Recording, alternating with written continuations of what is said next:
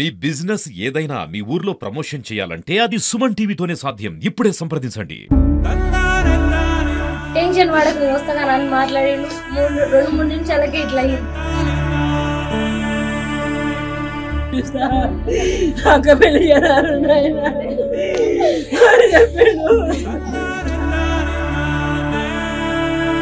నాలెక్క తెలియదు, నువ్వు నాలెక్క కావద్దు, నేనే చదువు ఆపేసిన, నువ్వన్నా మంచిగా చదువురా అన్నాడు. చదివిస్తారా అన్నా నేను. ఏం లేదు, వాళ్ళకేం బాబు చేసుకుంటే బుద్ధాడు, లేకపోతే లేదు. ఆ తల్లిదండ్రులు కూడా చిన్నప్పటి నుంచి కష్టాలు బతుకులే, మరి ఘోరం వాళ్ళదంటే. Welcome to Suman TV. విషాదకరమైన వార్త. రోడ్డు ప్రమాదంలో 2 యువకులు మృతి చెందారు. ఈ దుర్ఘటన స్థానికంగా ప్రజల్లో ఆందోళనకు గురి చెందారు. ఈ వార్త విన్నటువంటి గ్రామస్తులు శోకసంద్రంలోకి మునిగిపోయారు. యువకులు రోడ్డు ప్రమాదం జరిగిన స్థలం ఎలా జరిగింది, వారి కుటుంబ నేపథ్యం వాళ్ళ మాటల్లోనే అడిగి తెలుసుకునే ప్రయత్నం చేద్దాం. ప్రస్తుతం మనము ఊకొండి అంటే నల్లగొండ జిల్లా మునుగోడు మండలం ఊకొండి గ్రామం సెంటర్లో ఉన్నాం. ప్రస్తుతం మనం చూస్తూ ఉన్నాం. ఈ మునుగోడు సెంటర్ సంబంధించి ఈ ప్రాంతానికి అంటే ఊకొండి గ్రామానికి వెళ్ళే దారి ఇదే. అక్కడికి వెళ్ళిన తర్వాత ఆ కుటుంబం యొక్క నేపథ్యం ఏంది, వాళ్ళు ఎలా యాక్సిడెంట్ అయ్యింది అనే అంశాలపైన పూర్తి వివరాలు తెలుసుకునే ప్రయత్నం చేద్దాం రండి. ప్రస్తుతం మనము ఆ ఊకొండి గ్రామ చివరిలోనే ఆ తాళెలమల్ల పోయే రూట్లో వాళ్ళకి జరిగినటువంటి యాక్సిడెంట్ జరిగిన ఆ ప్లేస్లో ఉన్నాం. మనం ఒక్కసారి చూడొచ్చు ఈ విజువల్స్. ఒకసారి వాళ్ళు ఈ మూలమలుపు నుంచి వచ్చినట్లుగా మనకు తెలుస్తూ ఉన్నది. ఈ మూలమలుపు నుంచి స్ట్రైట్గా ఈ ఇక్కడ ఉన్నటువంటి ఈ మన రేక్ గంప, ఈ గంపల నుంచి వాళ్ళు నేరుగా అందులో నుంచి వెళ్తూ ఇక్కడ ఉన్నటువంటి భారీ స్తంభం, ఇది ఆ విద్యుత్ స్తంభాన్ని మనం చెప్పొచ్చు. ఈ విద్యుత్ స్తంభానికి వాళ్ళు సాయంత్రం టైంలో 6 నుంచి 7 ఆ టైంలో వాళ్ళు చీకటి పడ్డ టైంలో వాళ్ళకు కొద్దిగా కనపడక బహుశా ఈ మూలమలుపు మీద కొద్దిగా రోడ్డు కూడా విరకటంగా ఉన్నది. ఇక్కడ జరిగినటువంటి ఈ విజువల్స్ మనం ఒకసారి చూడొచ్చు. అక్కడి నుంచి వాళ్ళు ఈ స్తంభాన్ని బాగా బలంగా తగిలి ఇద్దరు ఇక్కడే ఆన్ ది స్పాట్ లో వాళ్ళు మరణించడం జరిగింది. కాబట్టి ఈ విజువల్స్ ఒకసారి చూస్తే ఇక్కడ జరిగిన వెంటనే వాళ్ళ బ్రెయిన్ నుంచి వచ్చినటువంటి ఆ తల నుంచి వచ్చినటువంటి ఈ బ్రెయిన్ సంబంధించినటువంటి ఆనవాళ్ళు కూడా మనకు ఇక్కడ తెలుస్తూ ఉన్నాయి. చూడొచ్చు మనం.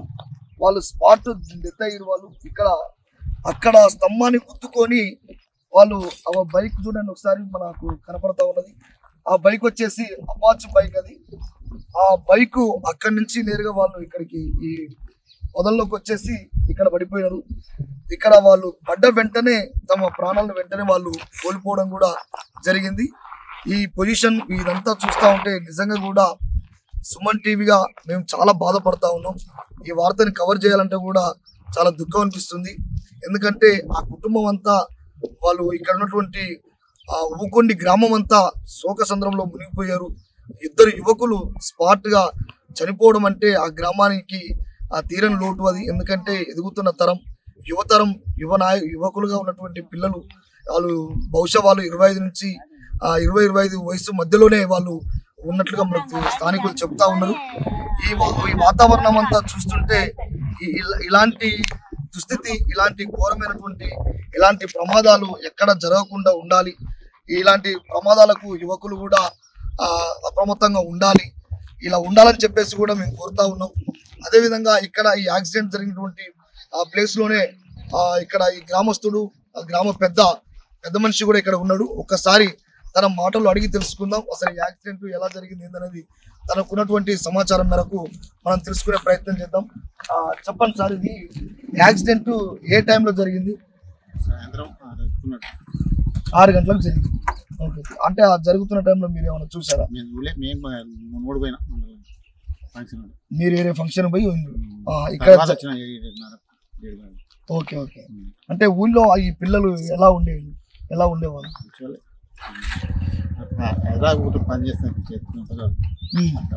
హైదరాబాద్లో డ్యూటీ చేసుకుంటారు. అంటే డ్యూటీ టైంలో వెళ్తున్నారు? ఓకే. చూస్తున్నారు కదా, వాస్తవానికి పెళ్లి కోసం వచ్చినటువంటి యువకులు పెళ్లి అనంతరం వాళ్ళ పెళ్లి కార్యక్రమాలు ముగించుకొని ఉద్యోగరీత్యా హైదరాబాద్కు బయలుదేరుతున్న టైంలో ఇది నిజంగా కూడా చాలా బాధాకరమైన విషయం. ఇక్కడ ఉన్నటువంటి గ్రామ పెద్దలు చెప్తా ఉన్నారు, వాళ్ళు డ్యూటీకి మంచిగా చేసుకుని ఉండేవాళ్ళు, మంచి పిల్లలు అని చెప్పేసి చెప్తా ఉన్నారు. అదేవిధంగా ఇంకా మనం గ్రామంలోకి వెళ్దాం. అక్కడ ఉన్నటువంటి కుటుంబం నేపథ్యం ఏంది, ఈ యాక్సిడెంట్ ఎలా జరిగింది, అన్ని విషయాలు, ఇంకా పోలీసులు వీటిపైన ఎలాంటి కార్యాచరణ తీసుకున్నారనే అంశాలపైన పూర్తి వాళ్ళు తెలుసుకునే ప్రయత్నం చేద్దాం. మనం ప్రస్తుతం వాళ్ళ ఇంటి దగ్గరికి వెళ్దాం. ప్రస్తుతం మనము ఊకొండి గ్రామానికి వచ్చినాం. ఇప్పటిదాకా ఆ ఊకొండిలో ఉన్నటువంటి పెద్దల వాళ్ళ పిల్లల వివరాలు, తర్వాత కుటుంబం గురించి కూడా తెలుసుకున్నాం. ప్రస్తుతం వాళ్ళ ఇంటి దగ్గరికి వచ్చినాం. చూడండి, ఆ ఇంటి మనం అడుగు పెడుతున్న వెంటనే వాళ్ళంతా చాలా శోక సంద్రంలో మునిగిపోయి ఉన్నారు. వాళ్ళు చాలా బాధగా ఆ కొడుకుని, ఆ కుటుంబంలో ఉన్నటువంటి ఆ కుటుంబాన్ని సాధేటువంటి ఆ అబ్బాయి లేకపోవడం వల్ల ఆ కుటుంబం అంతా శోక సంద్రంలో మునిగిపోయింది. మనం చూడొచ్చు, వాళ్ళ ఏడుపులు వింటుంటే ఇక్కడ మనకే కాదు, టీవీలో చూస్తున్న మీకు కూడా చాలా బాధ అనిపిస్తుంది. ఆ కుటుంబం అంతా ఒకసారి వాళ్ళ ఏడుపులు, వాళ్ళ తుడుపులు ఒకసారి చూస్తుంటే చాలా బాధగా ఉంది. ఒకసారి రండి. పెద్ద అక్క ఇప్పుడు మనతోటే ఉన్నది. ఒక్కసారి తన చిన్నప్పటి నుంచి తన జ్ఞాపకాలు, తను ఎలా ఉండేటోడు, ఎట్లా పంచుకున్నాడు, అన్ని అంశాల పైన ఆ పెద్ద అక్కని అడిగి తెలుసుకుందాం. చెప్పమ్మా, మచ్చగిరి మీతో ఎట్లా ఉండేటోడు?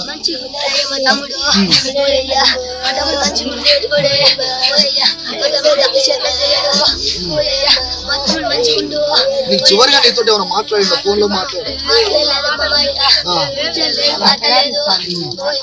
ఈ వార్త మీకు ఎప్పుడు తెలిసింది, ఎప్పుడు వచ్చింది? అయితే మా చెల్లెలు ఇంటి ఇరటం పెట్టుకోడు, పెట్టుకున్నాక 5 ఏళ్ళు పుట్టినగాడు పెట్టిండు. ఈయన కన్ను మాట 10 ఏళ్ళు అవుతాడు. 5 బాధ్యత చేసుకుంది, కన్నకాశం పాడి చేసుకొని మళ్ళీ ఇవి 3 బిడ్డలు, 8 బాధ్యత ఇవకే పిచ్చవాడుకొని పెళ్లి చేసింది. ఇప్పుడు కొడుకు కోసకోసారి కొడుకు లేకుండా ఎట్లా చేస్తారో జర మీరే ఆధారం చేయరు సారు. దానికి ఏం లేదు, ఆమె బతికిందంటే కూడా పరిస్థితి లేదు. ఏం లేదు సార్, జర ఆదాయం చేయరు, ఇల్లు జర ఏదన్నా దారి చూపెట్టరు మీరే. పేద కుటుంబం అయ్యి వాళ్ళు ఈ పూట కాపూట ఉన్నట్టు లేనట్టుగానే ఉంటారు సార్. కష్టం చేసుకుంటేనే తినగలుగుతారు బుక్కాడు. ఆ అబ్బాయి పాపం మంచి వ్యక్తి సార్. ఆ వ్యక్తికి ఏమైంది, ఎట్లా అయిందని అడుగుతురు మీరు. అడిగితే స్పాట్ లో బయటకు పోయింది సార్. బయటకు పోయి ఇంటికి వచ్చిన మనిషి మాకు కళ తెలవలేదు, వాళ్ళకు ఇల్లు లేదు, వేది లేదు. వాళ్ళ అమ్మ మీద వాళ్ళ మధ్య రకంగా వచ్చి బతికిరు. బతికిన వాళ్ళకు వాళ్ళకి ఏం సౌకర్యం చేస్తారో, ఎట్లా చేస్తారో సార్, మీ దయ, మీ గురించి మేము ప్రార్థిస్తున్నాం సార్. మీరు వాళ్ళ అమ్మ నేలబడ్డ మనిషి లేస్తలేదు. 3 ఆడపిల్లల చేతుల మీద నెల్ల తీసుకురు. వాళ్ళ నీళ్ళు తల నడుకొచ్చుకొని పెళ్లి చేసుకురు. అన్ని అప్పులు అయిపోయినాయి. వాళ్ళకి ఇంట్లో తింటందుకు కూడా తిండి లేకుండా అయింది సార్. వాళ్ళకు మీ సాయం మేము అడుగుతున్నాం సార్. మీరు ఏం చేయగలుగుతారో మీ దయ సార్. మాకు మేము దాని గురించి ప్రార్థన చేస్తున్నాం సార్. మేము అడుగుతున్నాం సార్. మీరు తల్లిదండ్రి ఉప్పబడ్డరు, నేలకుంట అయిపోయారు సార్. నిన్నటికి వాళ్ళడికేను 10 లక్షల వాళ్ళ బతుకు ఇల్లు లేదు. వాళ్ళు ఏమైనా కూలి చేసుకొని బతుకుతారు సార్. ఆ యమత్ రెడ్డికి 2 చేతులు ఎత్తి నమస్కారం చేస్తున్నాం సార్. మత్స్యగిరి పరిస్థితి చూస్తుంటే మనసున్న ప్రతి ఒక్కరి కూడా ఆ మనసు చెలిస్తుంది. ఈ ఒక్క గ్రామంలో కాదు, చుట్టుపక్కల 30 గ్రామాల నుంచి మత్స్యగిరి అనే యువకుడు చాలా మంచి వ్యక్తి, మా దగ్గర చదువుకున్నవాడు, మా దగ్గర ఎదిగినవాడు, మా దగ్గర ఉద్యోగం చేస్తున్నవాడు.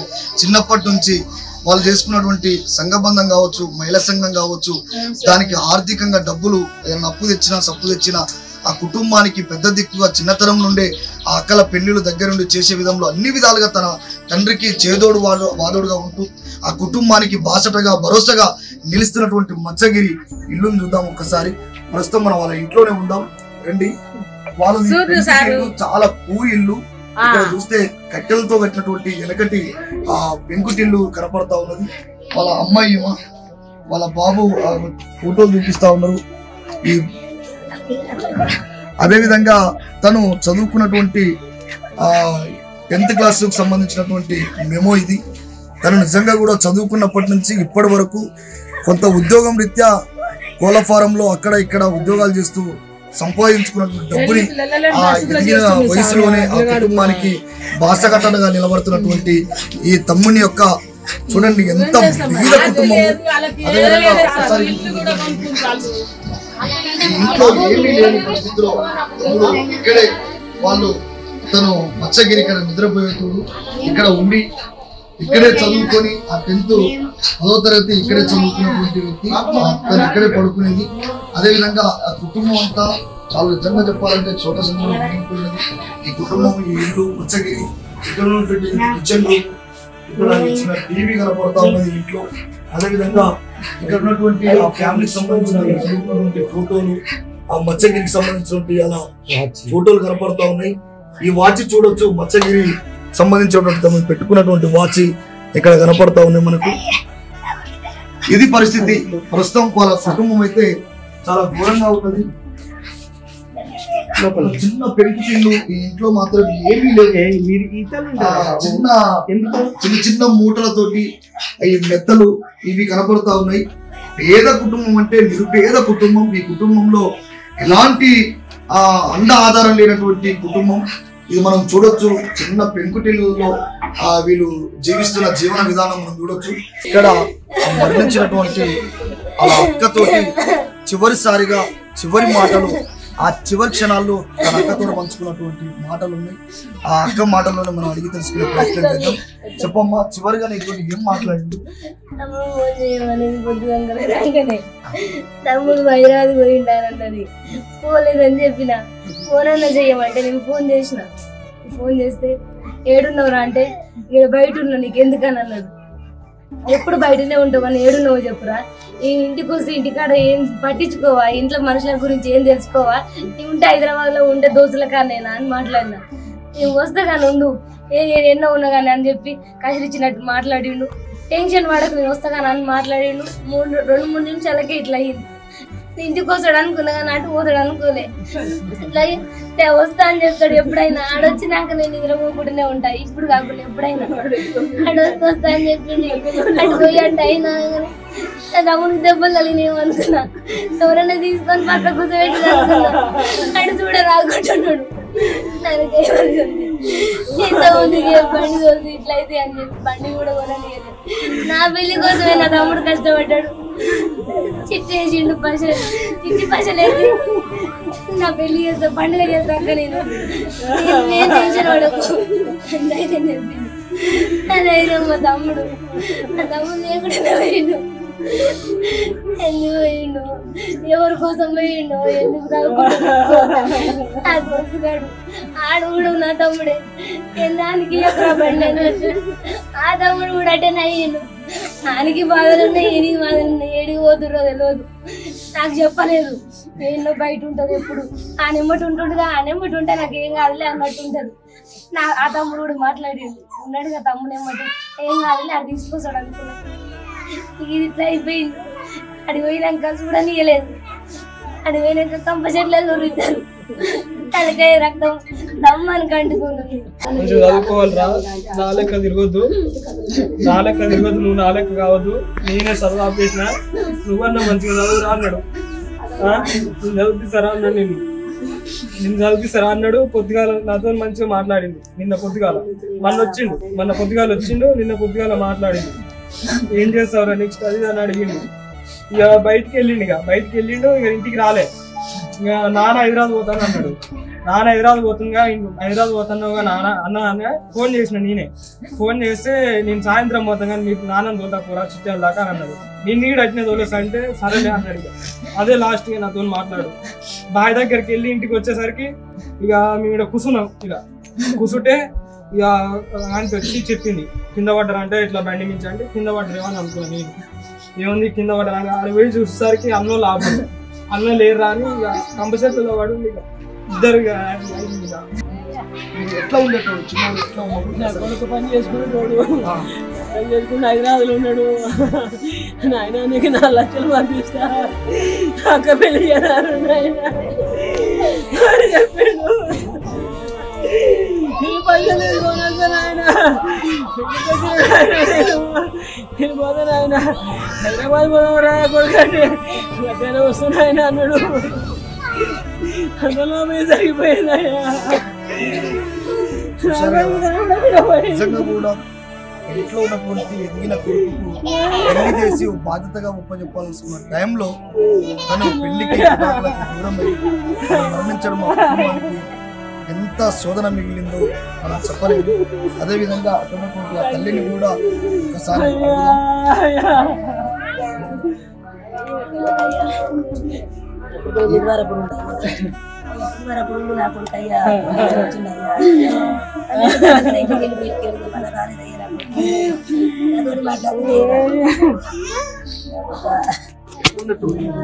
ఏం చదువుకున్నావు? మంచిగా పని చేసుకుంటాడు అయ్యా. సాయంత్రం పోతాడు, సాయంత్రం 7 గంటలకి ఇద్దరు కొడుకు పోలేదయ్యా. 7 గంటల టైం అయింది. మీరు ఇక్కడ రోడ్డు మీద కూర్చున్నాం, అంతా 120 స్పీడ్ మీద పోతుంది. ఇక్కడ డబ్బా కాడ ఒక గౌండాతో బీడీలోకి వచ్చినప్పుడు ఆయనకే తగిలేదు. అరే ఎందుకు పోతుర్రు అంత స్పీడ్ తగ్గించుకోరు అన్నా కూడా అట్నే పోతుంది. మీ వాణి స్పీడ్కి రాగానే చచ్చిపోయినట్టు పాటలో ఇద్దరు పోయారు అంటే అంతా జనం అంతా దారి పట్టింది. అక్కడ పోలీసు వ్యాన్ వచ్చింది, చూసారు ఫామ్ చేసి చూసుకోరు, ఒక వ్యాన్ కట్టుకోరు, విషయం కట్టుకోరు, రాసుకోరు ఇస్తాం. పిల్లలు ఎట్లా ఉన్నట్టు ఊళ్ళో అక్కడనేమో వాళ్ళు ఇక్కడనే వీళ్ళు అదేమో హైదరాబాద్ ఉంటుంది. ఎవరు మరి నరసింహ కొడుకు ఇంజారియా కొడుకునేమో చాలా కోలపార అంటే మీకు నైట్ ఇచ్చుకుంటాయి కదా కోలపార అంటే వెళ్ళిపోయి ఈయన ఇక్కడ దిగి ఆయన వెళ్ళిపోతాడు హైదరాబాద్. ఈయన ఇక్కడ దిగి అక్కడ వెళ్ళిపోదామని పోయి ఇక్కడ జరిగింది విషయం. ఇద్దరు ఒక్క బయలే చదువుకునేది సార్ వాళ్ళు, ఒకటే బయలు చదువుకున్నాడు అంటే ప్రాణానికి ప్రయాణ సైనికులు ఇద్దరు మంచిగా ఇద్దరు ఒక క్లాస్మేట్ వాళ్ళు. పొద్దుకంగా పోయి ఆడ గుద్దుకొని చచ్చిపోయాడు. వాళ్ళైతే పేదోళ్ళే, పేద వాళ్ళకి ఏం లేదు. అమ్మ నాన్న పేరేంటి? అమ్మ నాన్న పేరు నరసింహ, ఇంకో గాండోళ్ళ పిల్లల తల్లి పేరేమో తల్లి పేరేమో కవలమ్మ. ఏం పని చేసుకుంటారు? పిల్లలు ఏం చేస్తారు? పిల్లలు కూలినాలే అక్కడ కోలపారం కంపెనీ హైదరాబాద్. ఒక ఆయన చిట్టాల, ఒక ఆయన ఏమో హైదరాబాద్ చేస్తారు. అంటే ఊర్లో ఇద్దరు ఎలా ఉండేటోళ్ళు? వీళ్ళు ఊళ్ళో అక్కడనే ఉంటుంది. ఇప్పుడు ఏమైనా కట్టిన పండుగ పబ్బానికి వస్తారు, పోతురు అన్నట్టు. ఇద్దరు దోస్తానం బాగుండేదా? మంచిగానే ఉంటారు, ఇద్దరు కలిసి ఉండేది. ఏం లేదు వాళ్ళకేముంది, బాబు చేసుకుంటే పుట్టాడు, లేకపోతే లేదు. తల్లిదండ్రులు కూడా చిన్నప్పటి నుంచి కష్టాలు బతుకులేరు, మరి ఘోరం వాళ్ళదైతే. ఎట్లా ఉండేటోళ్ళు ఆ ఊర్లో పిల్లలు? ఎట్టు మంచిగానే ఉండేది, మంచిగానే తినేది, ఎవరి పనులు అది చేసుకునేది, బతికేది వచ్చేది. పిల్లగాడు హైదరాబాద్ నుండి పిల్లగాడు చిత్తాలు చేసుకుని వచ్చేది. ఏదో ఇక సేనికి ఏం చేసిరో ఏం లేదో. చిన్న చిన్న రోడ్లకు వీలైనంత వరకు కొద్దిగా ప్రభుత్వం వెంటనే స్పందించి మట్టి పోయించడం, ఆ లేని చోట చెట్లు పెరుగుంటే కొట్టేయడం, అట్లాంటి చిన్న చిన్న కార్యక్రమాలు కూడా ప్రభుత్వం తీసుకొని జాగ్రత్తగా చేస్తే బాగుంటుంది. ఈ కుటుంబాలకు ఆర్థికంగా కూడా ప్రభుత్వం ఆదుకోవాలి. ఇలాంటి మత్స్యగిరి మురళీకృష్ణ ఈ కుటుంబాలకు నిజంగా కూడా ఆర్థిక సాయం ప్రభుత్వం చేయాలని వేడుకుంటా ఉన్నాం. టెన్షన్ పడకు, వస్తాగా నన్ను మాట్లాడిండు. 2-3 నిమిషాలకి ఇట్లా అయ్యింది.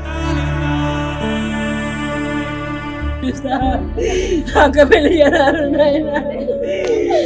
చెప్పాడు. నాలెక్క తెలియదు, నువ్వు నాలెక్క కావద్దు, నేనే చదువు ఆపేసిన, నువ్వన్నా మంచిగా చదువురా అన్నాడు. చదివిస్తారా అన్నాడు. నేను ఏం లేదు వాళ్ళకేం బాబు చేసుకుంటే పుట్టాడు, లేకపోతే లేదు. తల్లిదండ్రులు కూడా చిన్నప్పటి నుంచి కష్టాలు బతుకులేరు, మరి ఘోరం వాళ్ళదైతే.